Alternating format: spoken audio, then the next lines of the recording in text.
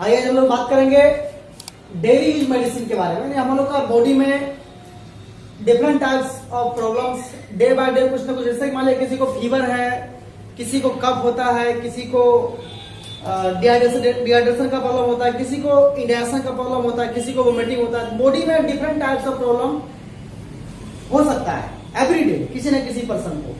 तो वैसे कंडीशन में हम लोग कौन कौन सा मेडिसिन दें ताकि उस पेशेंट का प्रॉब्लम जल्दी से जल्दी ठीक हो सके। तो देखिए इसमें इस ड्रग्स को हम लोग ओवर दी काउंटर भी कहते हैं। ओवर दी काउंटर का मतलब होता है वैसा ड्रग्स जो कि प्रिस्क्राइब्ड नहीं हो। कुछ दवाएं नॉन प्रिस्क्राइब्ड भी होगा, कुछ दवाएं प्रिस्क्राइब्ड भी होगा। एंटी इमेटिक ड्रग्स का मीन होता है वैसी दवा जो वोमिटिंग को रोकने काम करता हो। It use to prevent the vomiting, vomiting को रोकता है, उसको बोलेंगे एंटी इमेटिक ड्रग्स। जैसे कि ओंडेनसेट्रॉन, ये हमारे मार्केट में ओंडेन कंपनी से आता है। और एक होता है डोलासेट्रॉन, ये भी आपका मार्केट में अवेलेबल है। और एक होता है मेटोक्लोप्रामाइड। मेटोक्लोप्रामाइड जो होता है इसका कंपनी का नाम है पेरीनॉर्म, इस कंपनी से आपका अवेलेबल होता है। इसके अलावा और क्या हो सकता है, फ्लूइड में आरएल दे सकते हैं। तो मान लीजिए किसी को प्रॉब्लम हो रही है, वोमिटिंग होगा, तो उसमें डिहाइड्रेशन का प्रॉब्लम होगा, तो उसमें आरएल दे करके उसका डिहाइड्रेशन को दूर कर सकते हैं। इलेक्ट्रोल पाउडर दे सकते हैं डिहाइड्रेशन कंडीशन में। इलेक्ट्रोल पाउडर से बॉडी जो भी आपका वोमिटिंग से इलेक्ट्रोलाइट बॉडी से लॉस हुआ, सोडियम, पोटेशियम, मैग्नीशियम, तो उन सभी का इसका इलेक्ट्रोल पाउडर क्या करेगा, पूरा पूरी कंप्लीट क्षतिपूर्ति पूरा करेगा। ओआरएस यानी ओरल रिहाइड्रेशन सॉल्यूशन, ये ओआरएस का भी घोल आप पेशेंट को पिला सकते हैं डिहाइड्रेशन को दूर करने के लिए।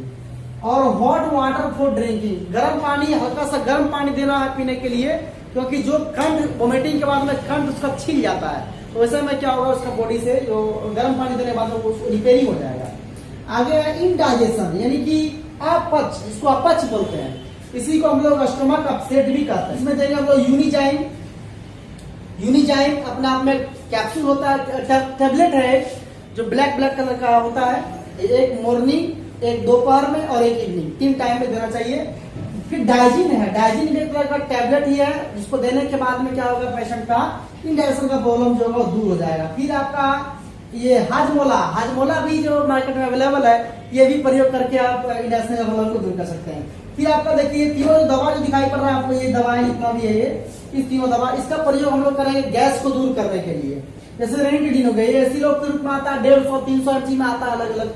फिर आपका है पेंटोप्राजोल, ये पेन 40 यानी 40 mg में रहेगा या 20 mg में रहेगा।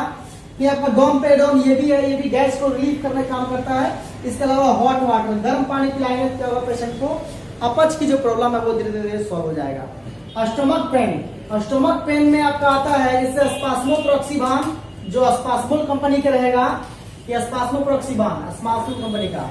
फिर एक डॉक्सिलामाइन, डॉक्सिलामाइन एक तरह का सिनेटिक ड्रग्स है जो कि पेशेंट को नींद लाने का काम करता है। किसी को अगर मेंस्ट्रुएशन के वजह से पेन अगर हो रही हो, तो वैसे कंडीशन में मेफेनामिक एसिड और इसी में जोड़ा हुआ रहेगा आपका डाइसाइक्लोमाइन, जो मार्केट में अलग अलग कंपनियों से अवेलेबल है। इसमें से एक कंपनी ये भी है, कंपोजिशन सेम ही रहेगा। फिर आपका बॉडी पेन है, बॉडी पेन में हम लोग एनाल्जेसिक बोल सकते हैं, जो वैसा दवा जो कि दर्द को दूर करता हो उसको बोलेंगे एनाल्जेसिक। जैसे कि हो गया डाइक्लोफेनेक, एसिक्लोफेनेक, इटोरिकोक्सिन, मेटोक्सालोन। मेटोक्सालोन क्या है, ये तरह का मसल रिलैक्सेंट है, ये मसल को रिलैक्स करता है और पेन को दूर करता है। और पैरासीटामोल, इसमें दोनों क्वालिटी होता है। एंटी पायरेटिक, एंटी पायरेटिक का मतलब होता है वैसी दवा जो बुखार को कम करे, और एनाल्जेसिक का मतलब होता है दर्द को दूर करे। और फिर एस्पिरिन जो दवाएं हैं, ये आपका सेलिसैलेट का ये कंपोजिशन का बना होता है। आइबुप्रोफेन जो होता है, ये भी एक तरह का पेन किलर, ये दर्द में दिया जाता है, जो NSAID का है, यानी कि non steroidal anti inflammatory drug.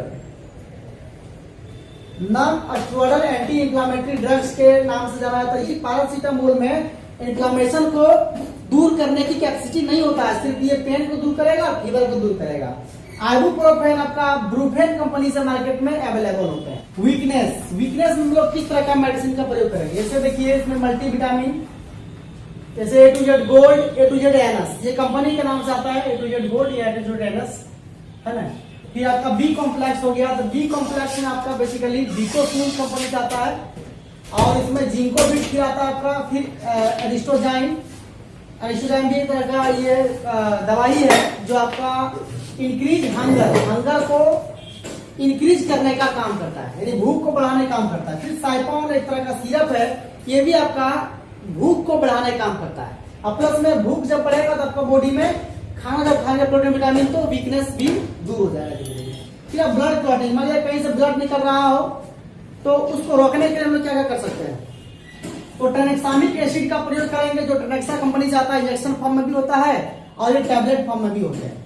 इसके अलावा देखेंगे फिर हम लोग एडिनोक्रोम मोनोसेमी कार्बाजोन, एडिनोक्रोम मोनोसेमी कार्बाजोन, ये भी एक तरह का कंपोजिशन है जो क्लॉट कंपनी से अवेलेबल है मार्केट में। आगे देखेंगे कफ रिलीफ के, मान किसी को कफ हो गया है तो कफ को दूर करने के लिए लोग क्या कर सकते हैं, तो ब्रोमोहेक्सिडीन ये एक तरह का कंपोजिशन है जिसका प्रयोग करने के बाद में आपका लंग्स में क्या होता है, जो लंग्स के अंदर जो बना हुआ है जो कफ जो जमा हो गया वो लूज पड़ेगा, ढीला हो जाएगा। जब कफ जब ढीला होगा तो आराम से बॉडी के बाहर वो निकल जाएगा। इसमें आपका बेनाड्रिल कंपनी से आता है, आपका सिरप आता है जो एक्सपेक्टोरेंट है, जो कफ को दूर करने का काम करता है। टोरेक्स भी है और डेक्सामेथार्फन, ये आपका गिलिंटक्स वगैरह कंपनी से आता है जिसमें आपका अवेलेबल रहेगा डेक्सामेथार्फन।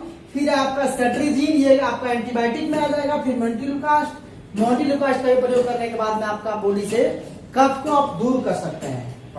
एंटी एलर्जिक ड्रग्स, वैसी दवा जो एलर्जी को दूर करने का काम करता है उसको बोलते हैं एंटी एलर्जिक ड्रग। इसी को एंटी हिस्टामिनिक भी बोलते हैं। एलर्जी को दूर करने के लिए हम लोग क्लोरोफेनेरामाइन माइलेट कंपोजिशन है, इसमें एविल कंपनी से अवेलेबल होता है। फिर आपका फेक्सोफेनाडिन जो एलेगा कंपनी से अवेलेबल है, फेक्सोफेनाडिन। फिर आपका आता है डेक्सामेथासोन जो डेक्सोना कंपनी से, ये भी मिला करके दोनों मिला करके एक में दीजिएगा, उससे क्या होगा आपका एलर्जी बॉडी से दूर हो जाएगा। फिर डाइफेनहाइड्रामाइन, डाइफिनाइल हाइड्रामाइन भी एक तरह का एंटी एलर्जिक ड्रग्स जो एलर्जी में प्रयोग करता है। फिर आपका है सेट्रिजीन, सेट्रिजीन का प्रयोग करके आप एलर्जी को दूर कर सकते हैं। फिर आपका लिवोसिट्रिजीन प्लस मोंटिलुकास्ट जो एमटीएनएल या एलिस्टमॉन्ट या फिर आपका मोंटिना एल कंपनी से अवेलेबल है मार्केट में। तो इस तरह के दवा देने के बाद में आपका बॉडी से एलर्जी का जो प्रॉब्लम है वो दूर हो जाएगा। नेक्स्ट आपका है एंटी कॉन्स्टिपेशन ड्रग्स, यानी किसी को बोलते हैं लैक्सेटिव ड्रग्स, क्लियर शुरू करने के लिए बिसेकोडीन जो डुल्कोफ्लेक्स कंपनी से आपका मार्केट में अवेलेबल है।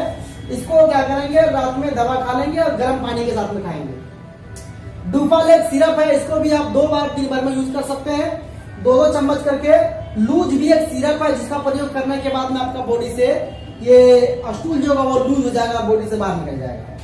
कास्टर ऑयल, ये भी एक तरह का तेल है जिसको लगभग 5 ml पी जाने के बाद आपका बॉडी से स्टूल जो होगा 5 घंटे 6 घंटे के अंतराल में बॉडी से बाहर निकल जाएंगे। और फाइबरस डाइट का मतलब होता है वैसा डाइट जिसमें कि फाइबर की मात्रा अधिक हो, जैसे कि अमरूद, पपीता, चना, भूंजा, इन सब का प्रयोग करने के बाद में आपका बॉडी से स्टूल का पास आसानी से होगा, कभी पेट में कब्जियत नहीं बनेगा। इसके अलावा पेट सफा का भी प्रयोग कर सकते हैं। पेट सफा तो हर रोज दफा यानी कि जब कभी लूज मोशन होता हो तो उसको रोकने के लिए हम लोग कौन कौन सी दवा का प्रयोग करेंगे, जैसे लोपेरामाइड का भी प्रयोग कर सकते हैं आप। जब कभी भी लूज मोशन किसी को हो रही हो फ्रीक्वेंट, तो उस कंडीशन में आप लोपेरामाइड को देकर के दवा को दूर कर सकते हैं डायरिया को। क्लिनिडाजोल जो होता है ये भी एक तरह का दवाएं है, एंटीबायोटिक ये दवा कंपोजिशन है जिसको देने के बाद में आपका बॉडी में डिहाइड्रेशन का डायरिया का प्रॉब्लम दूर हो सकता है। फिर है मेट्रोनिडाजोल, फिर आपका है ओफ्लॉक्सासिन, नोरफ्लॉक्सासिन और लैक्टिक एसिड बैसिलस। डिहाइड्रेशन हो गया हो तो डिहाइड्रेशन में क्या होगा, आपका बॉडी से इलेक्ट्रोलाइट की मात्रा घट जाएगी और उस इलेक्ट्रोलाइट को पूरा करने के लिए हम लोग क्या करेंगे, RL का प्रयोग करेंगे। या बीपी अगर डाउन है तो RL देना पड़ेगा, बीपी अगर मेंटेन है तो नॉर्मल स्लाइन का प्रयोग करते हैं। अगर डायबिटिक पेशेंट नहीं है, ग्लूकोज का लेवल अगर नॉर्मल है तो वहां पर हम लोग एनर्जी देने के लिए DNS का प्रयोग करते हैं, डेक्स्ट्रोज स्लाइन का। डेक्स्ट्रोज जो होता है आपका ग्लूकोज का ही एक टाइप होता है। हाँ, नेक्स्ट आपका अगर इसमें इलेक्ट्रोलाइट लॉस हुआ तो आप इलेक्ट्रोल पाउडर ग्लूकॉन डी का भी प्रयोग कर सकते हैं। इसके अलावा आप ORS सॉल्यूशन का भी प्रयोग कर सकते हैं डिहाइड्रेशन को दूर करने के लिए। आप देखिए नेक्स्ट है वुंड। कभी भी किसी को घाव जब बनता है तो घाव को दूर करने के लिए, घाव को ड्रेसिंग करने के लिए आप क्या करेंगे, क्लेबुलिक एसिड एक दवा होती है, उस दवा का प्रयोग करेंगे। फिर नेक्स्ट एमॉक्सिसिलिन भी एक एंटीबायोटिक है, इसका भी प्रयोग करने के बाद में आपका जो घाव पर जो बैक्टीरिया है वो बैक्टीरिया किल हो जाता है। फिर है पोविडीन आयोडीन, ये विटामिन कंपोजिशन है, इसको देने के बाद में आपका बॉडी से बैक्टीरिया का जहां पर घाव पर है वो बैक्टीरिया वहां से हट जाएगा, बन जाएगा। और क्लोरहेक्सिडीन, क्लोरहेक्सिडीन भी एक तरह का जैसे कि आपका डिटॉल हो गया, सेवलन हो गया, उन सभी में क्लोरहेक्सिडीन की मात्रा पाई जाती है, उसको देने के बाद बैक्टीरिया वहां का किल हो जाता है। फिर आपका नेक्स्ट सोफ्रामाइसिन, मुपियोसिन, ये सब हाई क्वालिटी का एंटीबायोटिक है, इसको देने के बाद में बैक्टीरिया वहां से किल हो जाता है। तो आज हमने बताया है कि कॉमन जो ड्रग्स जो होते हैं इसका प्रयोग हम लोग किस तरह से करेंगे। तो आज हमने वीडियो को यहाँ पे बनाया है। आपका दिन शुभ और मंगलमय हो। बहुत बहुत धन्यवाद।